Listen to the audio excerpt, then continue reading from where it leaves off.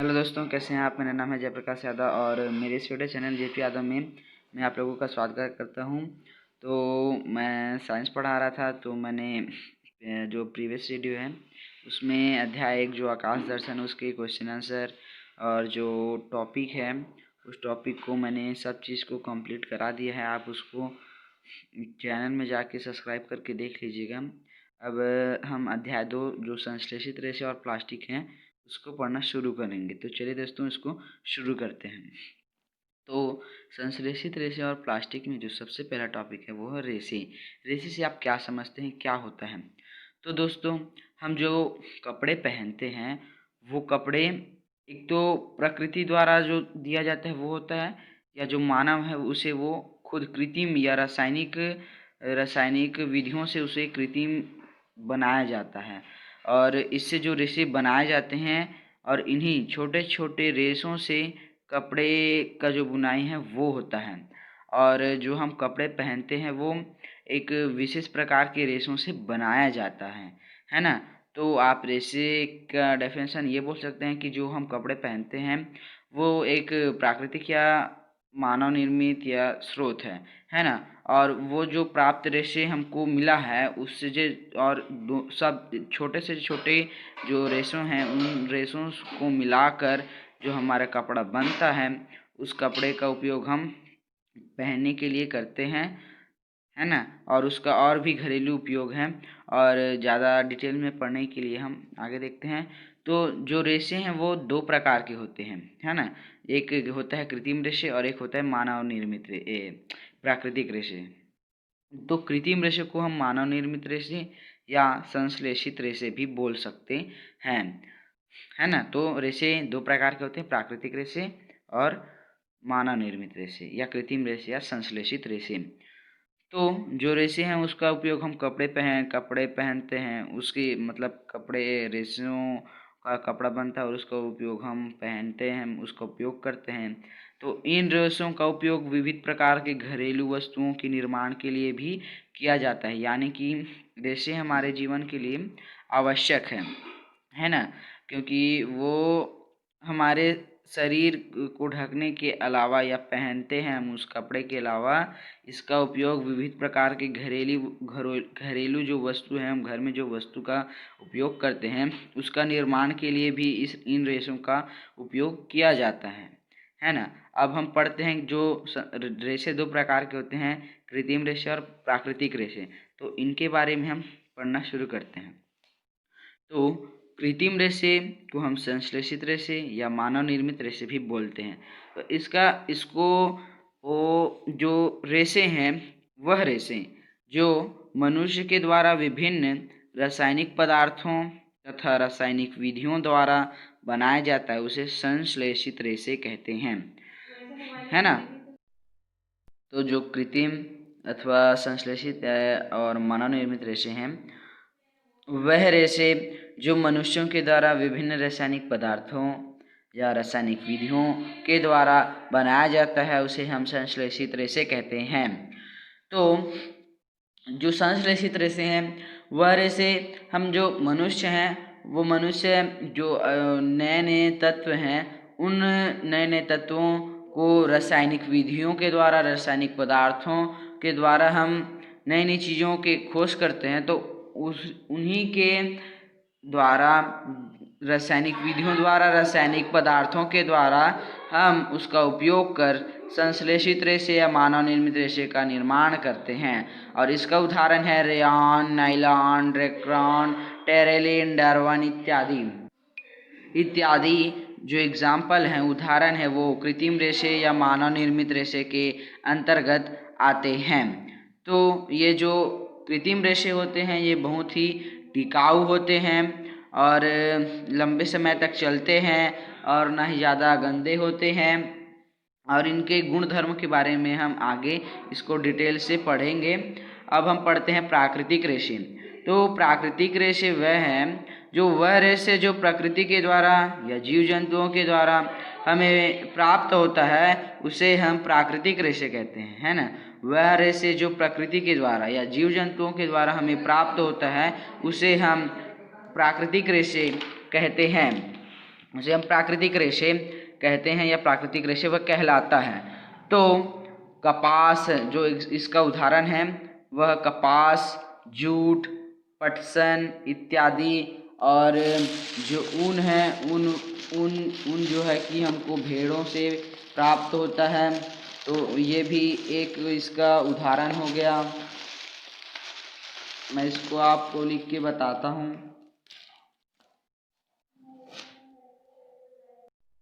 दोस्तों, जो ऊन है वह भी प्राकृतिक रेशे के अंतर्गत आता है।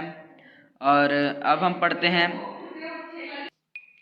तो इस प्रकार जो हमें प्रकृति के द्वारा या जीव जंतुओं के द्वारा जो रेशे प्राप्त होते हैं उसे हम प्राकृतिक रेशे कहते हैं, है ना। और जो जूट है वो जूट का एक बोरा आता है और दरी भी आता है, वो भी हमें पेड़ पौधों से ही या प्रकृति द्वारा प्राप्त होता है ना। तो अब हम पढ़ते हैं, अब जो प्राकृतिक रेशे हैं ये हो गया। अब हम पढ़ते हैं जो संश्लेषित रेशे हैं वह क्या है, क्या होता है। तो जो संश्लेषित रेशे हैं वो छोटी छोटी इकाइयों से जोड़कर बनाई गई एक श्रृंखला है और जिसकी प्रत्येक इकाई रासायनिक पदार्थ से जुड़ी होती है और इन छोटी छोटी इकाइयों का मिलकर एक बड़ी इकाई का निर्माण करना ही बहुलक या पॉलीमर कहलाता है। तो दोस्तों, मैं इसको एक उदाहरण के माध्यम से समझाता हूँ। तो जो माला होता है वह छोटे छोटे मोतियों से मिलकर बना होता है। तो हजारों की संख्या में मोतियों का मिलकर एक माला का निर्माण करना, है ना। तो उसी प्रकार जो संश्लेषित रेशे वो छोटी छोटी इकाइयों से मिलकर एक बड़ी इकाई बनाती है और जो वो इकाई है वो रासायनिक पदार्थ है ना। जो इकाई है वो रासायनिक पदार्थ की जो छोटी छोटी इकाई है वह जुड़कर एक नई श्रृंखला बनाती है ना। तो जो ये छोटी छोटी इकाई मिलकर बड़ी इकाई बना रही है इसे हम बहुलक या पॉलीमर कहते हैं। और इसी प्रकार से जो संश्लेषित रेशे हैं इनका इसी प्रकार निर्माण होता है ना। तो अब हम पढ़ लिए संश्लेषित रेशे क्या हैं। अब हम पढ़ते हैं जो संश्लेषित रेशे हैं वो कितने प्रकार के होते हैं।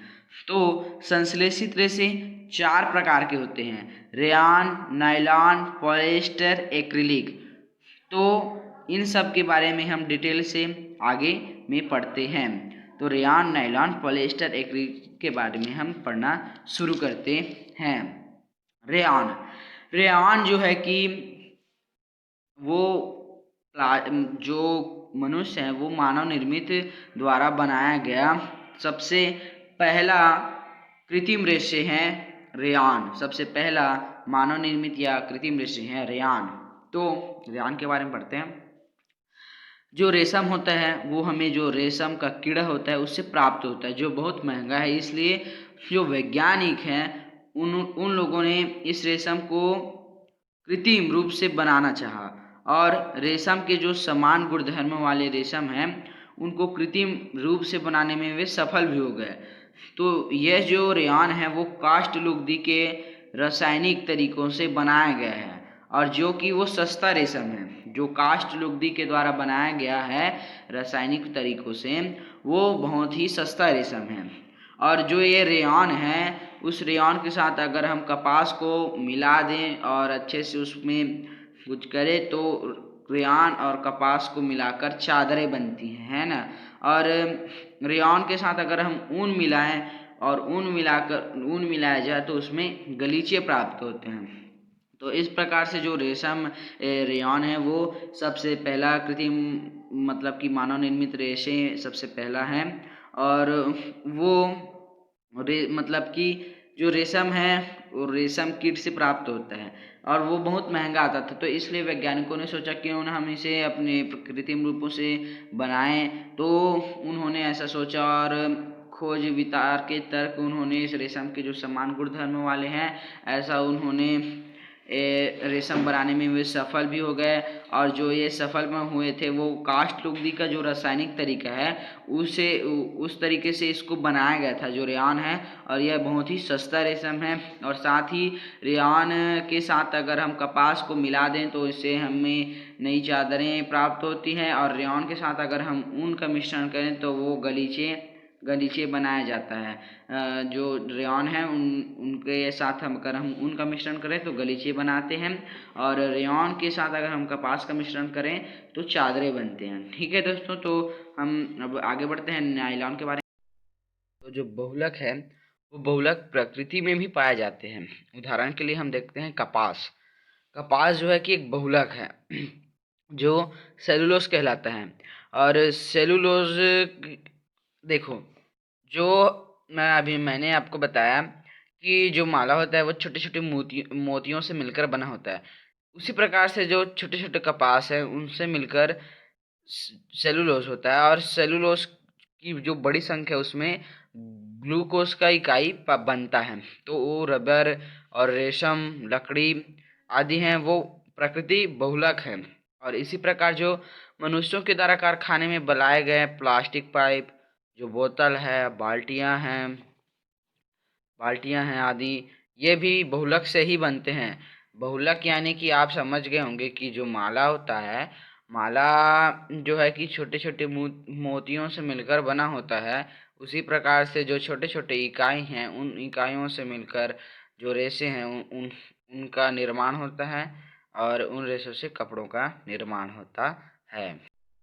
जो नायलॉन है, तो नायलॉन भी जो संश्लेषित रेशम के प्रकार में नायलॉन दूसरे नंबर पे आता है। और ये जो नायलॉन है ये पूर्ण रूप से संश्लेषित रेशे, मतलब कि प्रथम पूर्ण रूप से बनाया गया संश्लेषित रेशा है नायलॉन। पहले जब पढ़ा था रेयॉन हमने, तो उसमें कुछ प्राकृतिक चीज़ मिलाया गया था, लेकिन जो नायलॉन है उसमें कोई भी प्राकृतिक कच्चा माल नहीं मिलाया गया है। ये पूर्ण रूप से संश्लेषित रेशा है। यह मानव निर्मित रेशा है, और इसे बनाने हेतु इस प्रकार, मतलब कि इसमें प्राकृतिक जो कच्चा माल का उपयोग करते हैं, इसमें ऐसा नहीं किया जाता है। तो इसे हम प्रथम पूर्ण रूप से संश्लेषित रेशा कह सकते हैं। और ये जो नायलॉन रेशा होता है ये बहुत ही मजबूत प्रत्यास्थ मतलब कि खिंचावदार होता है, और चमकीला भी होता है, टिकाऊ भी होता है, और साथ ही आसानी से इस धुल भी जाता है।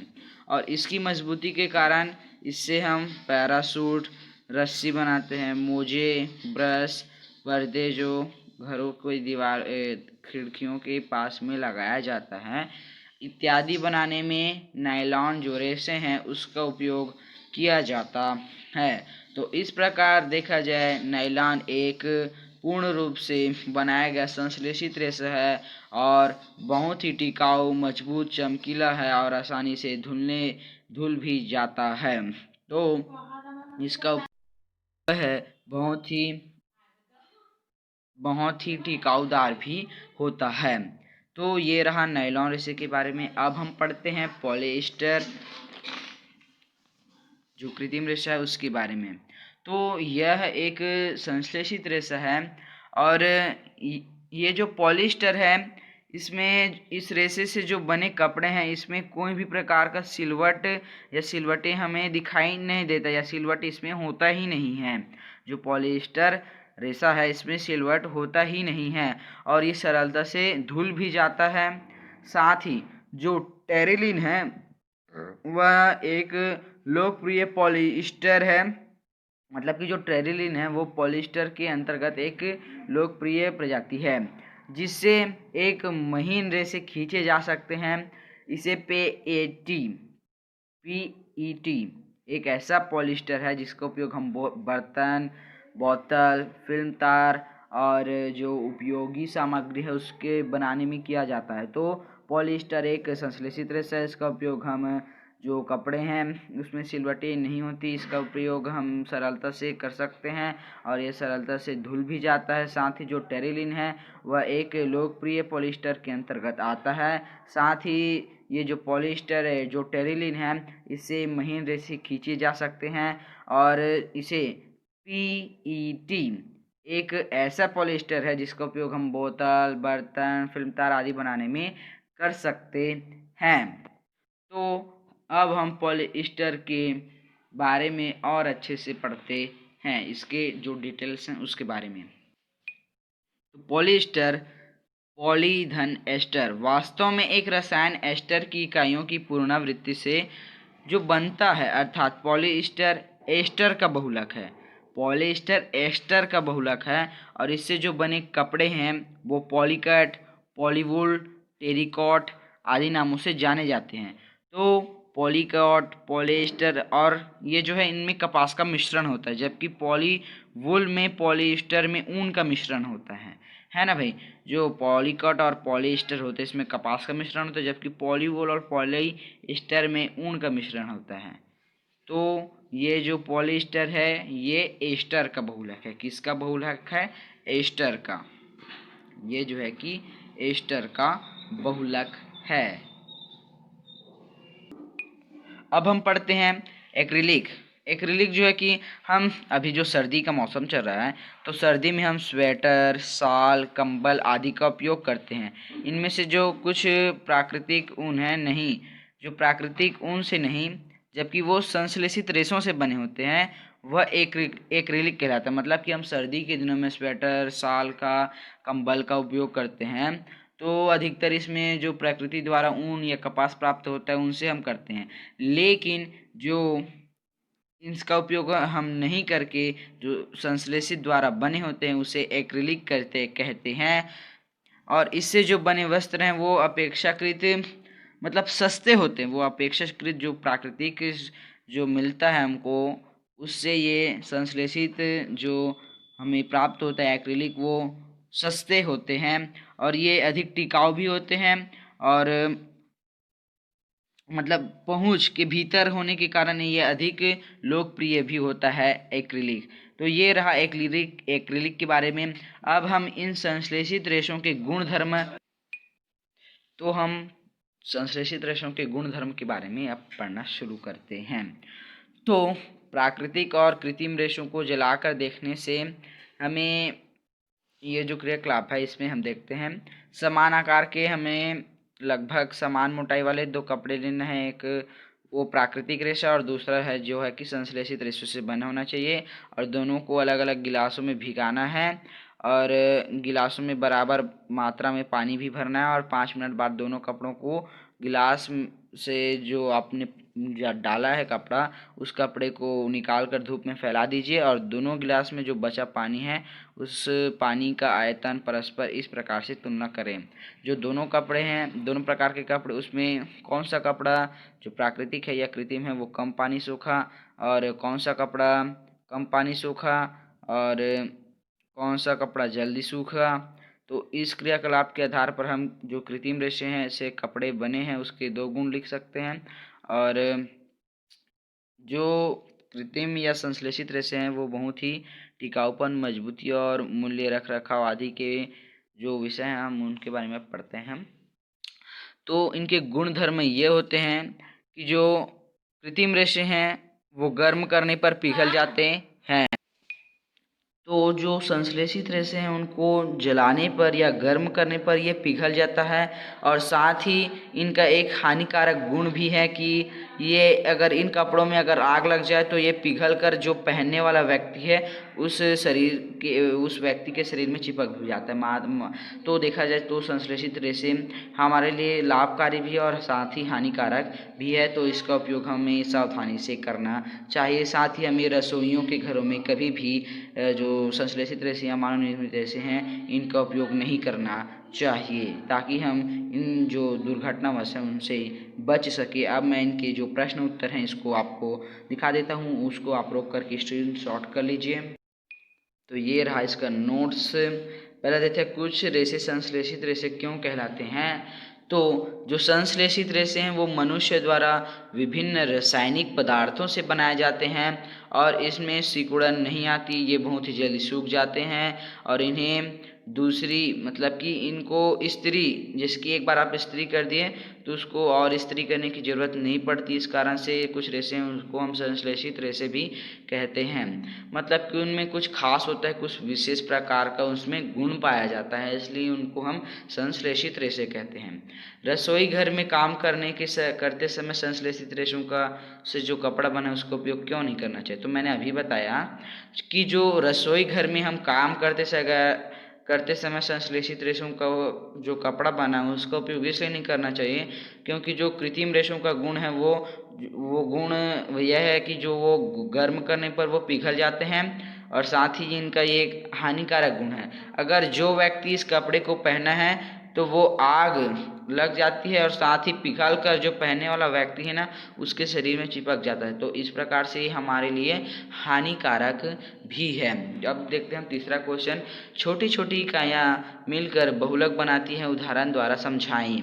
तो मैंने आपको बताया था कि जो माला है वो छोटे छोटे मोतियों से मिलकर बना होता है, तो इसी प्रकार से आप इसको समझा सकते हैं। तो संश्लेषित रेशे रासायनिक पदार्थ की छोटी छोटी इकाइयों से मिलकर बड़ी इकाई बनाती है जो बहुलक या पॉलीमर कहलाती है, तो इसका एक एग्जाम्पल है सेलुलोज। सेलुलोज, रबर, रेशम, लकड़ी आदि प्राकृतिक बहुलक हैं, जैसे कि कृत्रिम प्लास्टिक भी एक बहुलक है। मतलब कि मैं इसका एक उदाहरण आपको बताता हूँ कि जो माला होता है वह छोटे छोटे मोतियों से मिलकर एक बड़ा माला बनाता है। तो इस प्रकार जो छोटी छोटी इकाइयाँ हैं, मोतियों की इकाइयाँ मिलकर माला की एक बड़ी इकाई बनाती है, उसी प्रकार जो रासायनिक पदार्थ की छोटी छोटी इकाइयाँ हैं वह मिलकर बड़ी इकाई बनाती है और जो बहुलक या पॉलीमर कहलाती है। तो इस वीडियो में इतना ही दोस्तों। अब हम पर नेक्स्ट वीडियो में जो इसका जो प्लास्टिक है उस प्लास्टिक में थर्मोप्लास्टिक या थर्मोसेटिंग प्लास्टिक, इस प्लास्टिक को पढ़ेंगे और उसके बाद इसके जो प्रश्न उत्तर है उसको ध्यान से करेंगे। और मिलते हैं दोस्तों नेक्स्ट वीडियो में। अगर वीडियो अच्छा लगे तो लाइक कर देना और अपने दोस्तों के साथ शेयर भी कर देना ताकि उनको भी कुछ हेल्प हो सके।